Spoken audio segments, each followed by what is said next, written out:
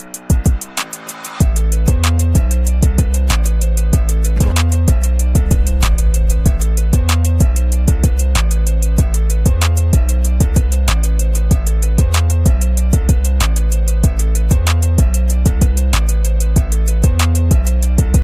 welcome to another exciting episode of the Andre The Beast Crayton Show. And once again, I never know who's going to walk through those iambeast doors. And I'm truly excited today.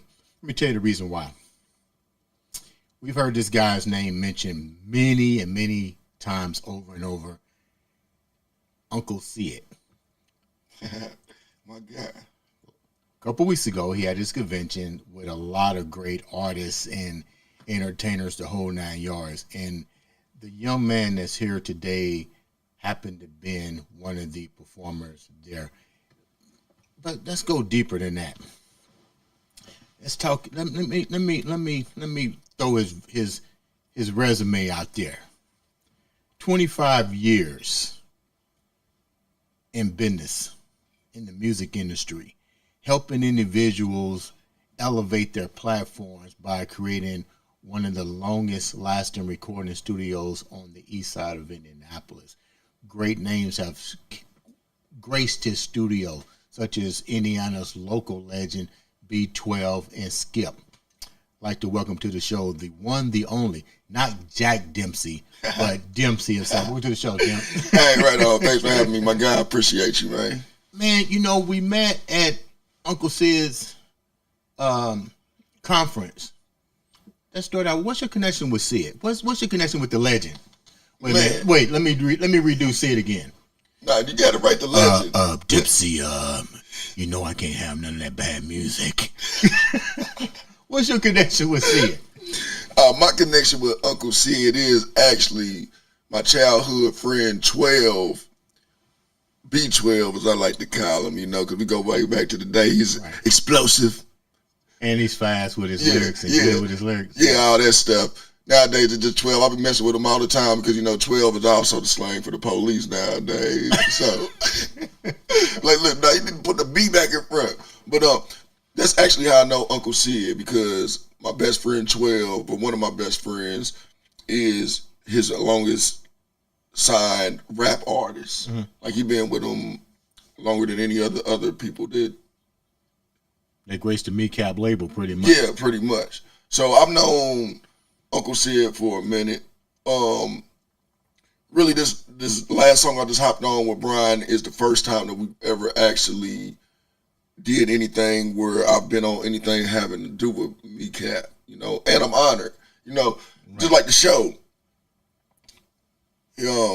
You know, Uncle Sid, he's a hard guy to impress, you know, because he's been around a lot of people. He really know that business. What do they say? Read his bio. Yeah. Read his bio. Yeah, pretty much. Read his bio. Like, he's a legend. He's in some type of Hall of Fame. I can't remember what it is, R&B, soul, rock and roll, but he got serious writing credits. He's friends with Babyface. So, he's official. He's a real intelligent guy. You know what I'm saying? We don't always agree on everything, but he's an intelligent guy, and I respect his opinion, most definitely. You feel me? Let's go back to your career. You know, your resume said that you was. I noticed some key moments in your life where you said you was afraid to ask for help because you felt like you was being poor. That you was. Yeah, it's not even being poor. It's just more begging. I feel like it's begging. You know, like if you gotta. That's my main problem. You know, I'm that type of guy where I feel like I'm going to get the mission accomplished no matter what. I don't need any help. But as much as I like to think I can do everything myself, that really ain't the case, especially in the music business, you know, because you got to reach millions and millions of people. And like I be trying to explain to people all the time, if I was doing anything else in life, right, and had the amount of customers or people messing with me that I do as far as music go, I'll be rich already. Right. But with music, it's not just thousands, hundreds of thousands. You got to touch millions of people. And I'm just one man, you know what I'm saying? Mm-hmm. And I feel like my biggest downfall really is not having a squad of like-minded people around me hold that thought for a minute, because you just brought up something that was even shared somewhat at the convention. Let's take the viewers back. We're not going to tell our age, because we was talking off camera. Right. I remember the days we went. I'm about to be 44, still throwing the phones up. You feel me? I'm doing this forever, baby. I'm going to be 70, rapping on y'all with a walker and a stroller. I remember the days where you guys in the music industry was selling out of the trunk, and it appeared that you was able to get more money then than it is now with the industry where, and I'm pretty sure you can tell your side of the story, you got to put music out, and now you have to rely on the distributors such as Spotify, Pandora, right, to hope that they resonate your song, but realize you're almost like a fish in a pool of other fish that's trying to get a penny. Right. Yeah, that's how I feel about it. I feel like it's a double-edged sword, you know what I'm saying? On one hand, it makes it easier for you to get your music across to people, but yeah, it's taking away the overall our income. It's taking away our income, to keep it honest. Because back in the day, like you said, we're coming out the trunk. Well, I'm from that last to come out the trunk, travel the country, pop up at all the parties, slanging stuff out the trunk to people era. But the thing is, when we were doing that, we could mess around in $5, $10 a watt. Yeah. Now to make $10, $5, you need like $500,000. Not like 500,000, share. but it's like 1,000 streams, like 2,000 streams. Who knows?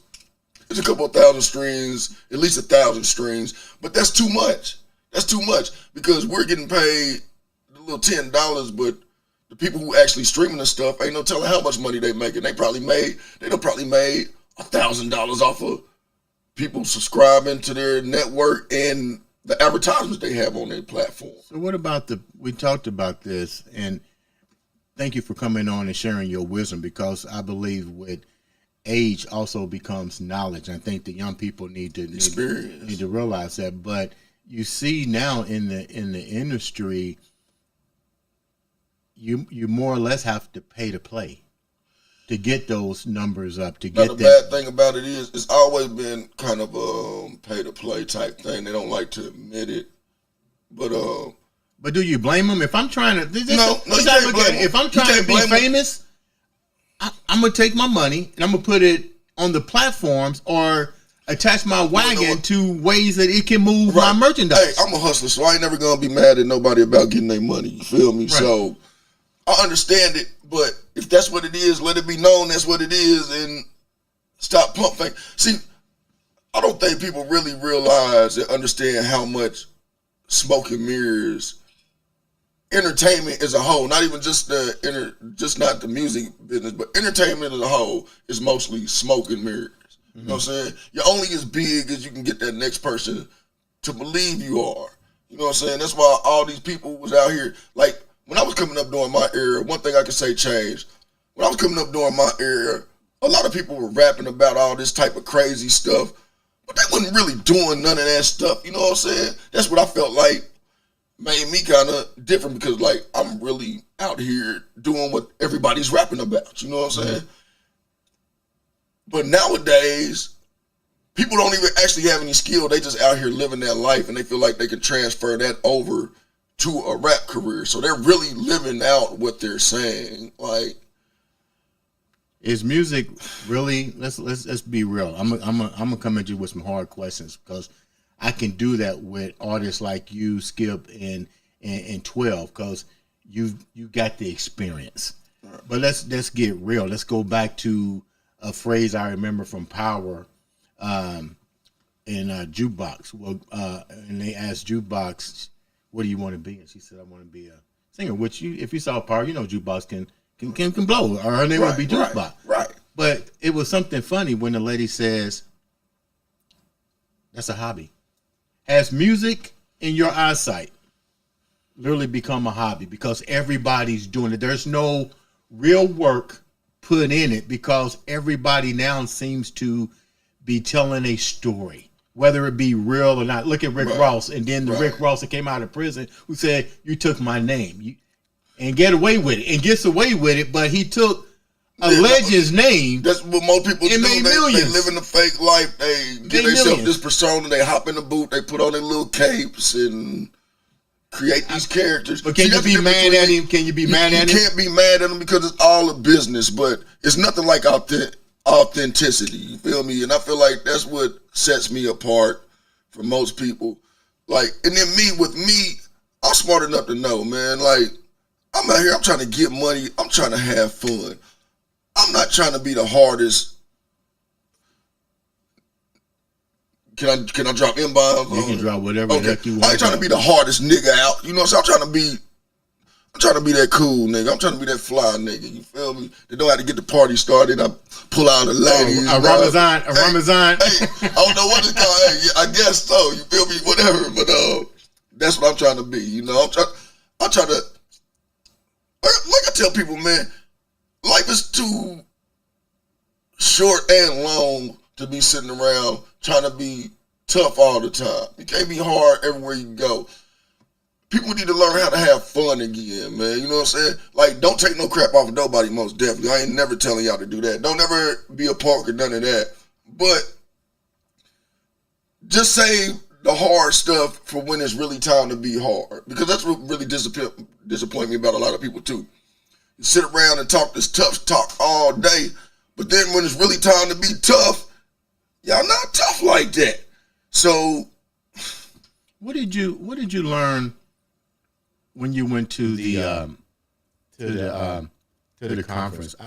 That was my first time being invited to be on the panel with some great panelists, but to also look at the artists that I've seen grace the room. We saw Forecast, who blew up a great group.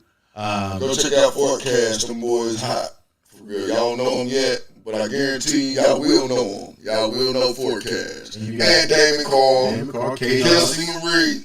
You know what I'm saying? But what did you see that was missing? You walked in and you graced the stage with your presence, but still you're a business entrepreneur. You still have to take notes on the missing links. What did you see there that was missing with the artist to elevate? And I'm trying to see if we was on the same page. Okay.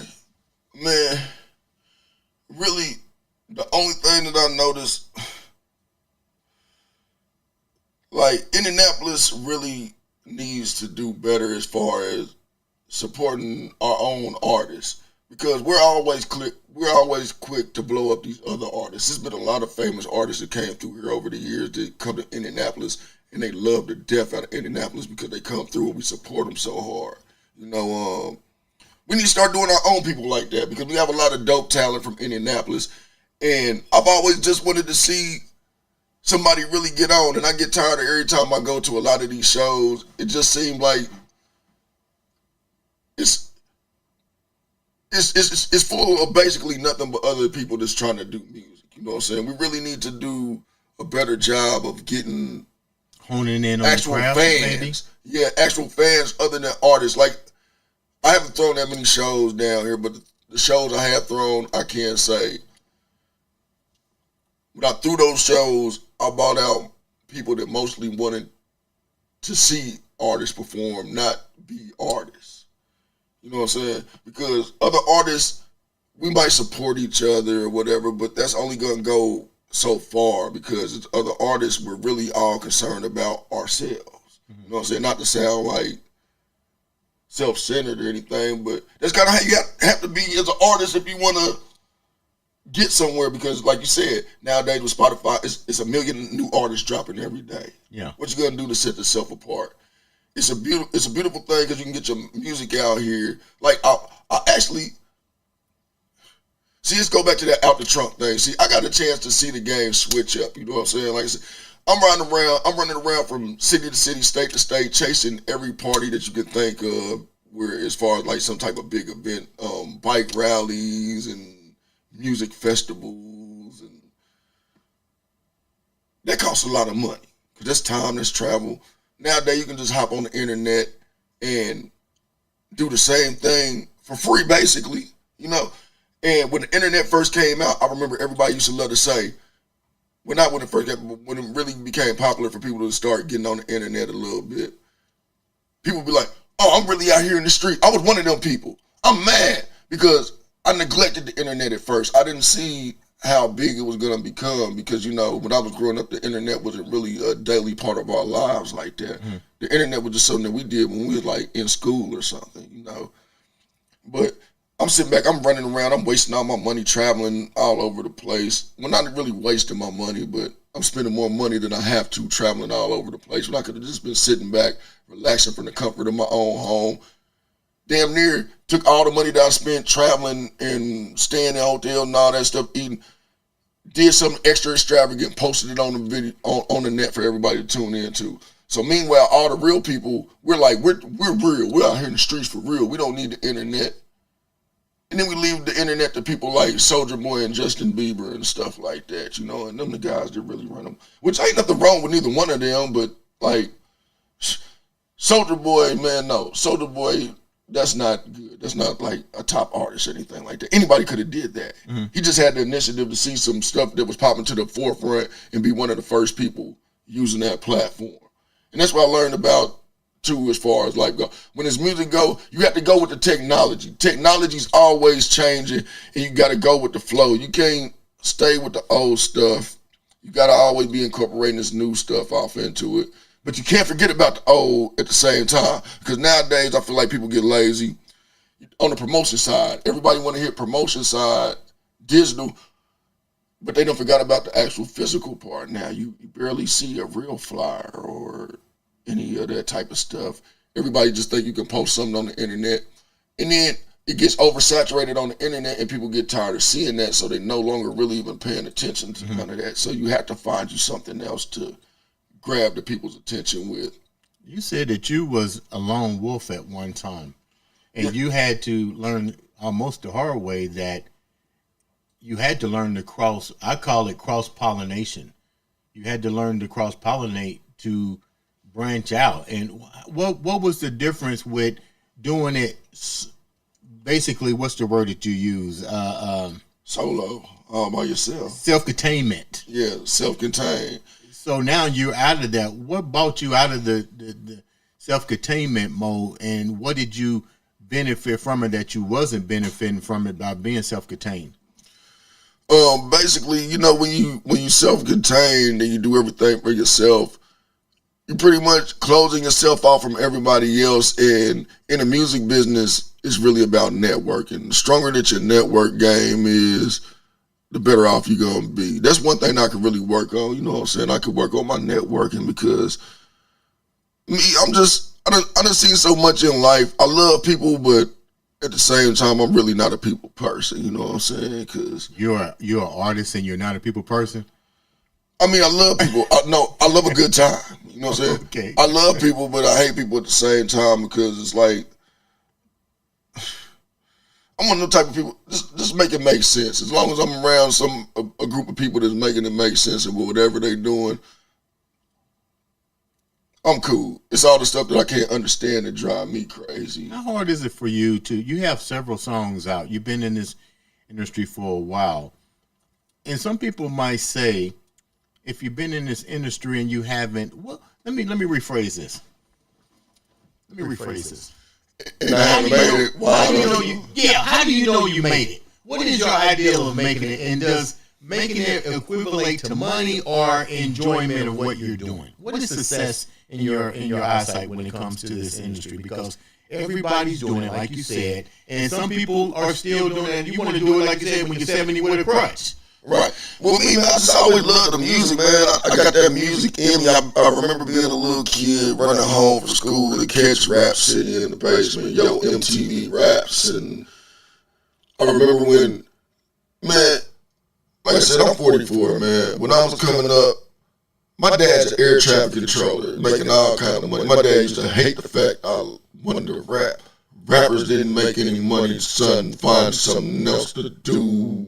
Nigga, you trying to be broke all your life, but that's why I loved it when Cash Money came out in '99. You feel me? Because they got that big check, and I had to look at my dad and be like, "Look, Dad, hey, you see this? You see this?" But it's crazy, man. Being a rapper is crazy, especially now since everybody, like most people that know me in real life, I don't be on Front Street like, yo, I'm Dempsey, I'm this rapper, because it's actually kind of embarrassing. It ain't embarrassing, but y'all done made me embarrassed by all the people that call themselves rappers, just not really rappers, because now they don't even take the craft seriously anymore. You know, people hear that you're a rapper, and the first thing they start thinking is, oh, this nigga broke and struggling and all this other. No. Listen. I just like to do music. You know what I'm saying? But what makes you guys? What is success as it pertains to success, rapper or like if I make it, I don't know, man. It's kind of hard because see with me, like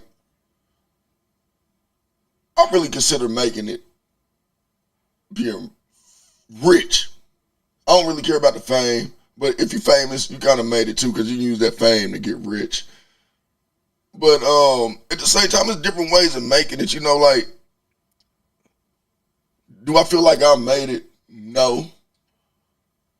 But I feel like I've accomplished a lot. You know what I'm saying? Like I said, I'm not one of them people that just sit around and play. Like when I've got to meet a lot of my idols and kick it with a lot of my idols, and they've liked my music and respected what I do. Well, wouldn't it be an idea that you made it?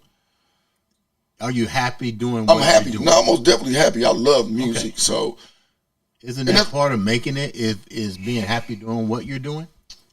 Because if you're miserable, you're not going to do it. Right. It is, but at the same time, you can't live off happiness, though. You feel me? So I'm happy, but I'd much rather, well, nah, I ain't even going to say I'd much rather. I'm happy, and I like some money to go along with it. You feel me? Okay. I'm going to say it like that. I ain't going to say, but I'd much rather have some money. No. I'm happy, but I like some money to go along with happiness. You feel me? This is, before we wrap up, there's a few more questions that have always puzzled me. I know at the iambeast radio station, you know, we play a lot of artists in their music, and I heard your recent soundtrack. And how do you create a beautiful song like what you did? And I listen to other people's, and they can't seem to get that same type of flow without adding profanity. Right. I mean, like I said, man, I just look like this. I'm actually a really intelligent person. You know, all the little tests I've ever taken in life, the little I steps and cats and ASVAB test and all that type of stuff. I done scored extra high. So my vocabulary is pretty big. I can get my point across without cussing. And at the same time, it ain't even really a flex because I don't really flex it like that. I just don't do it that much. You know, I actually curse, whatever you want to call it, more in my everyday life when I'm actually speaking than I do in my music. I don't have to have a bunch of music filled with profanity to get my point across. You getting ready to launch 2 projects. You're single, and then you're doing a project with 2 of Indie's premier. I call them premier. Yeah, most definitely premier. Tell me about that a little bit. And the name of the song is "Do Too Much." I like that. What stemmed that, and how did that come about? Well, actually, I couldn't tell you what stemmed it because I'm just a feature on the song. You'd have to ask my guy 12 about that. But just "Do Too Much" as far like he let me know the theory behind the song, and me basically, I'm just pretty much kind of poking fun at myself in the verse, talking about whatever people might have a complaint about as far as what I do as a person, you know, which I don't feel like it's a problem, you know, but I've heard complaints before, and I just basically took the complaints I heard, threw it in a verse, and made it a song. Tell me about this 5-star chick. I like that. 5-star chick. Oh, yeah, you know, like 5-star chick, it's a song for the ladies. I learned real early on that as far as being a man, if you got songs for the ladies, it's gonna bring them on in, you know. So I basically be trying to do my version of LL and I need love. yeah, you feel me? To bring them ladies in, get them shaking and moving, but it's my own little thing, though. You know what I'm saying? I mean, because we all need love. You know, I'm a little bit harder than LL with it. You know, I'm from the hood, but I guess LL from the hood though too, because he from New York. So strike that. Not saying LL ain't from the hood, but you know. We don't need another angry rapper. Yeah, you feel me? Trying to beat up on me. I never win that. Don't nobody know who I am. Like, now, actually, LL, yeah, you soft. Go ahead and mention my name, Dempsey. Throw me in the track. So my question is, before we wrap up, what's next for you? You're getting ready to do this battle for the bag, and you're going to Mississippi. What's that all about before we wrap up? Oh yeah, Battle for the Bag. That's a contest down here in Indianapolis. My guy CL Green and HNO. It's a group that he got called HNO. They done put everything together, and basically everybody can get in and do your thing. It costs like $50 or something like that to get in the competition. But hey, at the end of the day, it's $1,000 up for grabs for the winner, $500 for second place. And I think they're doing $250 for third place or something like that. They're still having sign-ups for the competition or whatever. But hey, yeah, y'all think I got some skills? Y'all think I got what it take to win the bag? Come on now, jump on in. I don't think y'all can beat me, but you know. Yeah, what's up with this Mississippi tour? Mississippi. Yeah, Mississippi. The Taste of Mississippi. Like I was telling you off camera, whenever my guy Joe Ridge from the Dangerous Crew, Bad Ways, Nationwide, or whatever y'all want to call it, Too Short now. Too Short Cat, pretty much. They helped him like write a lot of stuff. He one of my OGs, man. He actually one of my friend's cousins that I went to high school with, and from the second he heard me rap, he was always trying to turn me on to his cousin. But I don't like everybody, and I didn't know who he was at first until I heard the verse that he spit. Mm-hmm. But he took an interest in me pretty much, and he just be playing me up, man. He be hooking me up with all kind of shows and trying to get me to bring all type people down. So that's just another show I got with him right now. And I also got another contest going on that America's Next Top Hitmaker or whatever. That's really what I'm trying to win because they got a $10,000 check for you, boy. Wow. You know what I'm saying? And I get a chance to rock the mic at Rolling Stone stage down in South by Southwest. Actually, I'm not sure if it's South by Southwest, but I'm familiar with Austin, and if they doing something like that, it seemed like that would be the perfect time to be trying to. I like the way you move. You know what I mean? You got to be able to pivot in this industry. Really, you got to be able to pivot in life altogether. Before we wrap up, leave the viewers with something that you live by every day to keep you in that beast mindset.